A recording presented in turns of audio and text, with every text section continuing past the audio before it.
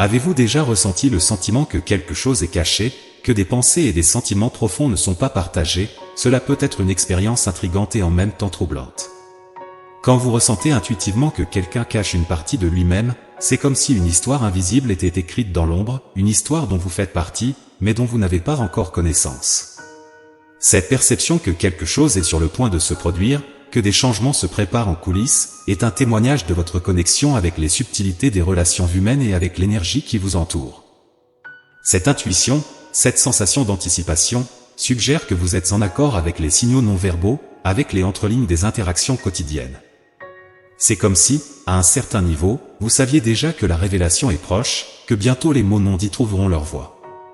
L'attente que cette personne puisse bientôt s'ouvrir, révéler ses sentiments et pensées à votre égard, est chargée du potentiel de transformer la dynamique actuelle de la relation que vous partagez.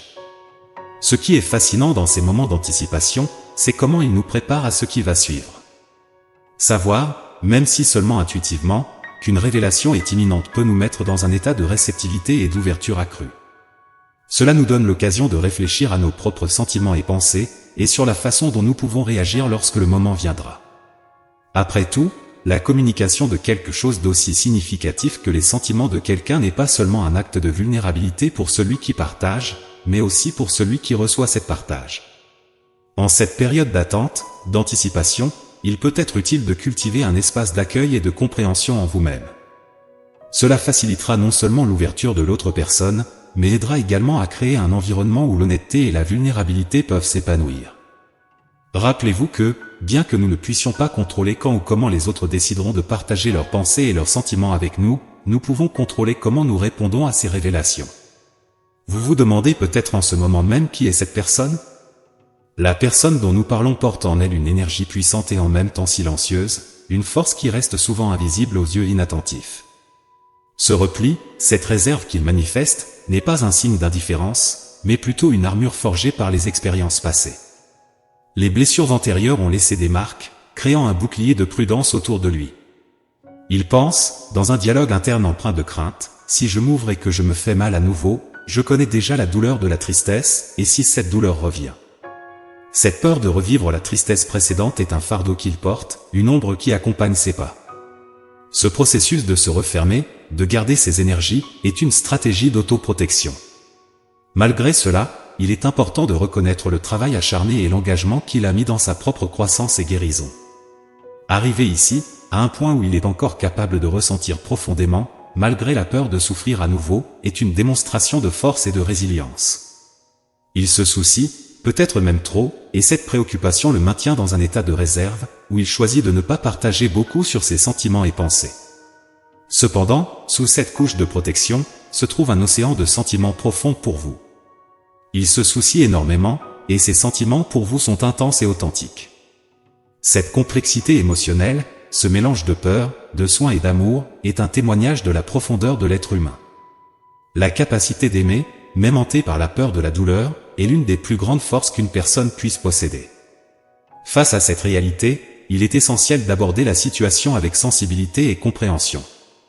Reconnaître sa vulnérabilité et les efforts qu'il déploie pour se protéger est la première étape pour créer un espace sûr, où il peut se sentir à l'aise pour s'ouvrir en son propre temps. La patience est la clé. Montrer par des actions et des mots qu'il se trouve dans un environnement sûr, où ses sentiments seront respectés et valorisés, peut l'encourager à baisser ses défenses. S'ouvrir à quelqu'un, surtout lorsque l'on a déjà été blessé par le passé, demande courage et confiance. Il est donc important que vous soyez également prêt à être vulnérable, partageant vos propres sentiments et appréhensions. La vulnérabilité partagée peut être un puissant catalyseur pour l'intimité et la confiance mutuelle. Son passé, marqué par des douleurs et des déceptions, rend l'idée de s'ouvrir complètement et de se rendre vulnérable effrayante. Il craint qu'en se permettant de ressentir pleinement et de se livrer à cette connexion, il puisse à nouveau faire face à la douleur de la perte ou du rejet. Cette panique ne concerne pas seulement la possibilité de se blesser, mais aussi l'idée de perdre le bonheur et la paix que sa présence a apporté à sa vie. L'idée que tout puisse s'effondrer, à nouveau, est une ombre qui plane sur l'espoir et l'optimisme que vous lui avez inspirés. À ce stade, il est important de reconnaître sa vulnérabilité et de comprendre que ces peurs sont une réaction naturelle aux expériences passées. La meilleure façon de naviguer dans cette situation est de continuer à être une source de soutien et de stabilité, tout en encourageant une communication ouverte et honnête sur ses peurs. La clé réside dans la construction d'une base solide de confiance, montrant à travers des actions cohérentes et des paroles d'affirmation que ce que vous avez est réel et durable. De plus, il est important de l'encourager à parler de ses sentiments et de ses préoccupations, en créant un environnement sûr où il peut exprimer ses insécurités sans craindre d'être jugé. Cela aidera non seulement à soulager certaines de ses peurs, mais renforcera également le lien entre vous, montrant que vous êtes engagés à affronter ensemble tous les défis qui pourraient surgir. N'oubliez pas que même si vous pouvez être un pilier de force et de positivité pour lui, il est également essentiel de promouvoir son indépendance émotionnelle, en l'encourageant à trouver le bonheur et la satisfaction en lui-même, en dehors de la relation. Cela crée un équilibre sain où les deux peuvent être interdépendants, se soutenant mutuellement sans perdre leur individualité. En abordant cette peur de la perte et de la douleur avec compréhension, patience et amour, vous pouvez ensemble créer un avenir où le passé ne définit plus les possibilités du présent. Au lieu de cela, chaque moment partagé devient une opportunité de renforcer la confiance, d'approfondir la connexion et de cultiver un amour qui est résilient face aux adversités. Cette personne, face au défi colossal qu'elle a affronté, se trouve dans un moment de réflexion et de crainte. Le parcours de guérison qu'elle a traversé est comparable à l'ascension solitaire d'une immense montagne, un exploit qui, aux yeux de beaucoup, nécessiterait du soutien et de la compagnie pour être accompli avec succès. Le fait qu'elle ait affronté cette ascension, un processus de dépassement et de récupération, seul, témoigne de sa force, de sa détermination et de sa résilience. Cependant, en regardant en arrière, face à l'ampleur de la montagne qu'elle a escaladée, la dimension de la tâche qu'elle a surmontée peut sembler encore plus effrayante que lorsqu'elle était au début de son voyage.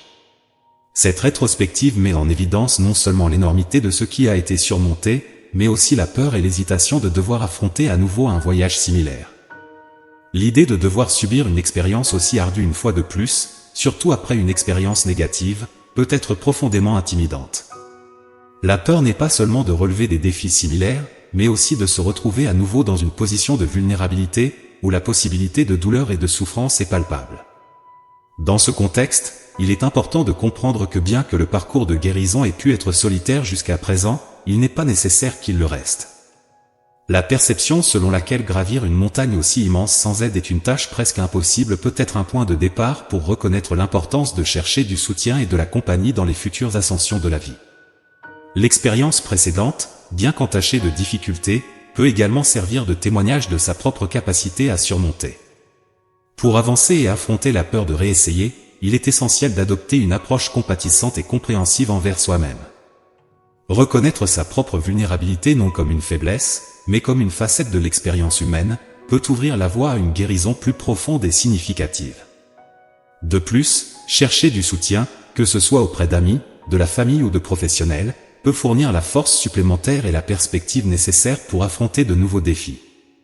Apprendre des expériences passées, qu'elles soient bonnes ou mauvaises, et utiliser ces enseignements comme des outils pour construire une base plus solide pour l'avenir est une partie vitale du processus de guérison et de croissance.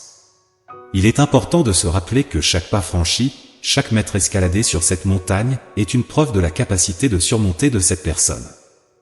Maintenant, face à la possibilité de nouvelles ascensions, elle n'a pas besoin de les faire seule. Se permettre d'être vulnérable et de s'ouvrir au soutien disponible peut transformer le voyage futur en une expérience moins intimidante et plus enrichissante. Il commence à comprendre la véritable valeur des personnes dans sa vie, une compétence cruciale qui lui permettra de s'entourer d'influences positives et de s'éloigner de celles qui ne contribuent pas à son bien-être. Cette capacité d'évaluation reflète non seulement une maturité émotionnelle croissante, mais aussi une estime de soi renforcée, à mesure qu'il reconnaît sa propre valeur et ce qu'il mérite dans les relations. En percevant la différence de traitement entre différentes personnes, il apprend une leçon fondamentale sur la réciprocité et le respect dans les relations.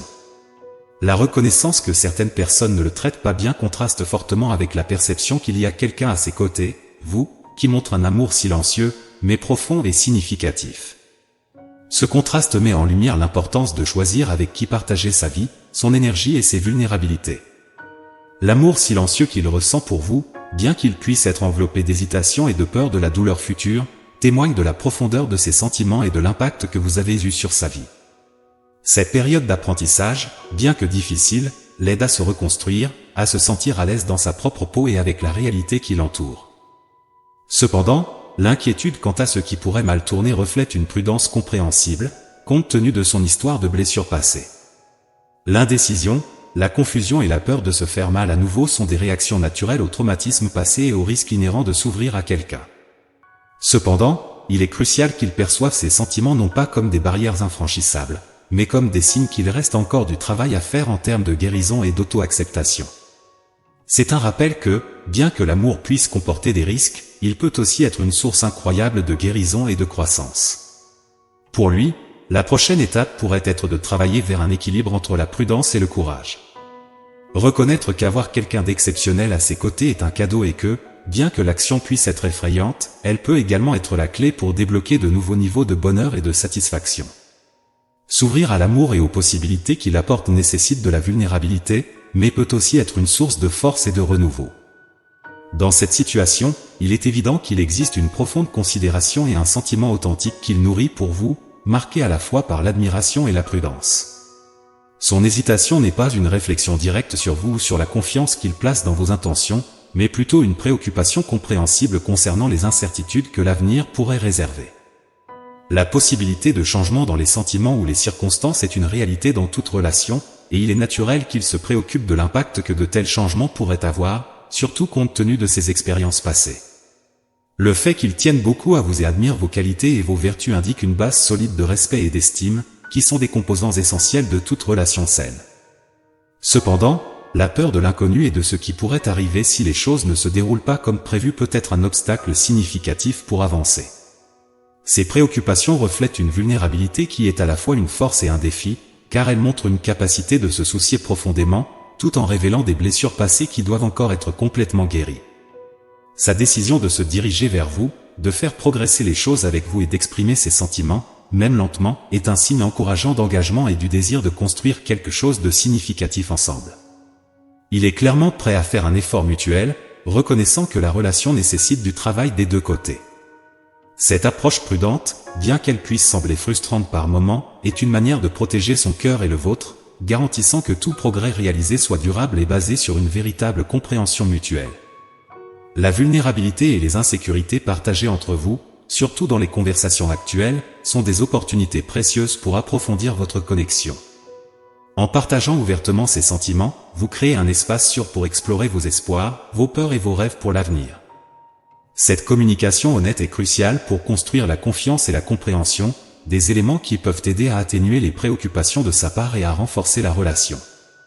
En plus de tout cela, il est utile de reconnaître et de valider ses expériences passées, tout en se concentrant sur la construction de nouveaux souvenirs positifs ensemble. Se rappeler que le rythme de chaque personne dans une relation peut varier et qu'il est important de respecter et de s'adapter à ce rythme peut être fondamental pour le succès à long terme. En même temps, maintenir une perspective optimiste et travailler ensemble pour affronter les défis qui surviennent peut transformer l'incertitude en un voyage partagé de croissance et de découverte. Dans ce contexte, il est perceptible qu'il traverse un moment de grande vulnérabilité émotionnelle, marqué par un conflit interne entre le désir de s'ouvrir et la peur de souffrir à nouveau. Cette peur n'est pas seulement le reflet des expériences passées, mais aussi une manifestation de l'insécurité que beaucoup d'entre nous ressentent lorsque nous sommes confrontés à la possibilité de vulnérabilité devant quelqu'un qui nous est cher. Sa réticence à s'ouvrir complètement peut être vue comme une mesure d'autoprotection, une tentative de préserver son cœur contre d'éventuelles douleurs futures. Le sentiment qu'il n'a peut-être pas fait assez, n'est pas assez ou n'a pas donné assez est le reflet de l'auto-évaluation critique qui accompagne souvent les moments d'incertitude émotionnelle. Cette autocritique peut être exacerbée s'il a perçu une vulnérabilité partagée de votre part qu'il n'a pas su ou n'a pas pu correspondre de la manière que vous attendiez. Cela peut entraîner des sentiments de culpabilité ou d'inadéquation, surtout si quelque chose que vous avez dit inadvertance l'a amené à réfléchir sur ses propres actions ou son absence de réponse. Cependant, il est important de souligner que, malgré ses défis et ses peurs, l'amour qu'il ressent pour vous demeure une force puissante. L'amour a la capacité unique de persister même dans les circonstances les plus difficiles, servant de rappel qu'au fond, il y a un désir de connexion et d'intimité. Le fait qu'il soit actuellement accablé et consumé par la peur ne diminue pas l'authenticité ou la profondeur de cet amour, au contraire, cela souligne la complexité des sentiments humains et le courage nécessaire pour affronter ces peurs. Face à cette situation, il est crucial pour tous les deux d'aborder ces sentiments avec compassion, patience et compréhension. Reconnaître et valider ces sentiments, sans pression pour qu'ils s'ouvrent avant d'être prêts, peut aider à créer un environnement de confiance et de sécurité émotionnelle. De plus, communiquez ouvertement vos propres vulnérabilités et préoccupations, en veillant à ce qu'il sache qu'il n'est pas seul dans ses sentiments, peut renforcer le lien entre vous. Encourager l'un et l'autre à partager leurs peurs et leurs insécurités peut être une étape importante pour surmonter ces obstacles ensemble. Se rappeler que la vulnérabilité n'est pas une faiblesse, mais une expression de courage et une invitation à une plus grande intimité, peut transformer la manière dont vous interagissez l'un avec l'autre. Dans ce processus, il est essentiel de se rappeler que le chemin pour surmonter la peur et construire une relation basée sur la confiance mutuelle et l'amour véritable et progressif et nécessite du temps, des efforts et, surtout, du courage. Comme mentionné précédemment, demandez à Dieu ou à toute source de force spirituelle ou personnelle en laquelle vous croyez la force pour affronter ces défis ensemble peut être un rappel puissant que vous n'êtes pas seul dans ce voyage. En fin de compte, l'essentiel est de maintenir le cœur ouvert à la possibilité de croissance et de guérison, se rappelant toujours que l'amour, dans son essence, est une force qui peut surmonter la peur et révéler le meilleur en chacun.